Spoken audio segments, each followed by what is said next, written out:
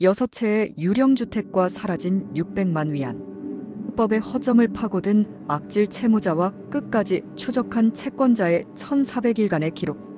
1장. 승소의 기쁨 그리고 뜻밖의 암초. 2021년 11월 29일 류모량은 법원문을 나서며 긴 한숨을 내쉬었다. 지난 3년간 그의 목을 죄어오던 600만 위안 한화, 약 12억 원의 채무 분쟁에서 드디어 승소 판결을 받아낸 것이다. 사건의 발단은 2018년으로 거슬러 올라간다. 류모량은 친구에게 고율의 이자를 주기로 약속하고 돈을 빌려 부동산 개발업자 류모춘에게 투자했다. 하지만 류모춘의 회사는 기울었고 돈은 증발했다. 류모량은 친구의 빚독촉에 시달리며 지옥 같은 나날을 보냈다. 다행히 법원은 류모춘 소유의 개발단지 주택 27채를 압류하고 이를 팔아 빚을 갚으라고 판결했다. 2022년 7월 5일 류모량은 부푼 꿈을 안고 강제집행을 신청했다. 이제 저 집들만 경매로 넘기면 모든 게 끝난다. 그러나 그 희망은 단 며칠 만에 산산조각 났다. 법원 집행관으로부터 청천벽력 같은 통보가 날아왔다. 압류된 27채 중 가장 가치가 높은 6채에 대해 제3자 이의가 제기되었습니다. 누군가 이미 살고 있다는군요. 2장. 완벽하게 조작된 무대.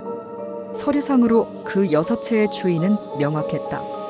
매매계약서, 대금 수령증은 물론이고 전기요금, 난방비 고지서, 심지어 입주증명서까지 제출되었다. 법원은 이 서류들을 근거로 6채에 대한 집행을 즉시 중지시켰다. 류모량은 눈앞이 캄캄했다. 말도 안 돼. 내가 압류 걸 때만 해도 빈집이었어. 그는 사설탐정처럼 움직이기 시작했다. 해당 단지의 관리실을 찾아가 수도전력 사용 기록을 뒤졌고 분양등록대장을 확인했다. 예상대로였다. 그 6채는 단 한 번도 등기된 적이 없었고 사람이 살았다는 기간 동안 계량기는 미동도 하지 않았다. 류모량은 이 증거들을 들고 법원에 달려갔다. 하지만 1심 법원의 벽은 높았다. 제출된 공과금 고지서 원본이 있습니다. 원고의 주장은 심증일 뿐입니다.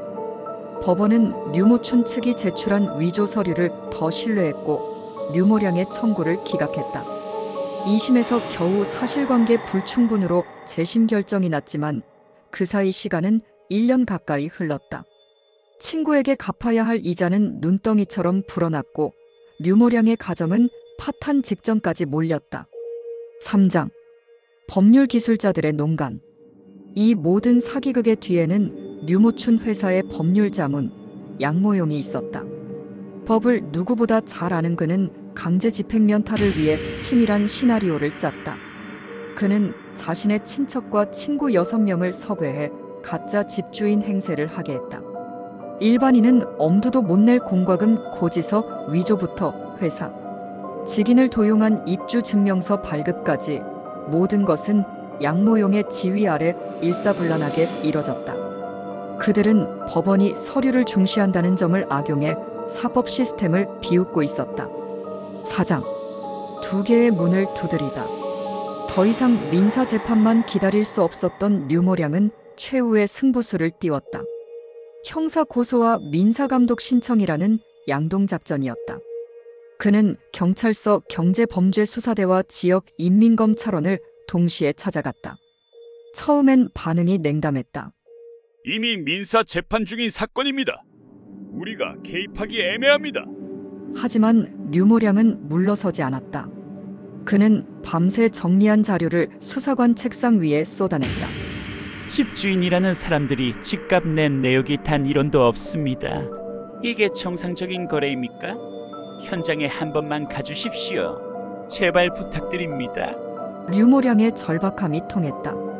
경찰과 검찰이 움직이기 시작했다. 5장. 드러나는 진실, 무너지는 거짓. 수사관들이 현장을 급습했을 때 그곳에는 충격적인 진실이 기다리고 있었다. 서류상 수년째 사람이 살고 있다던 6채의 집은 바닥, 타일조차 깔리지 않은 시멘트 골조 상태의 미완성 폐허였다. 입주 증명서는 새빨간 거짓말이었다. 검찰의 계좌 추적 결과는 더 결정적이었다.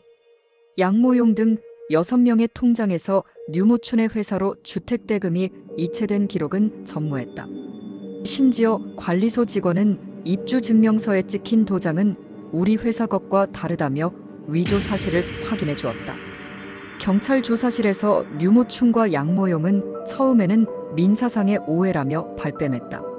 하지만 수사관이 현장 사진과 텅 빈 계좌 내역 그리고 양모용이 위조를 지시한 메신저 기록을 내밀자 그들의 표정은 흑빛으로 변했다.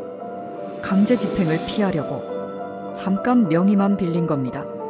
결국 그들은 모든 범행을 자백했다. 6장 정의의 회복. 결과는 신속하고 단호했다. 검찰은 즉시 상급법원에 항소민사감동을 제기했고 법원은 이를 받아들여 1심 판결과 집행정지 결정을 모두 취소했다. 형사법정에서도 정의는 실현됐다. 법원은 류모춘에게 징역 1년 6개월, 범행을 설계한 법률자문 양모용에게 징역 1년 3개월을 선고했다. 사법제도를 기만하고 채권자의 삶을 벼랑 끝으로 몬 대가였다. 중단되었던 경매 절차는 즉시 재개되었다. 6채의 유령주택은 새로운 진짜 주인을 찾았고 류모량은 매각 대금 450만 위안을 회수했다. 그는 그 돈을 들고 친구를 찾아가 묵은 빚을 갚았다. 4년 만에 류모량은 비로소 2다리를 뻗고 잠들 수 있었다.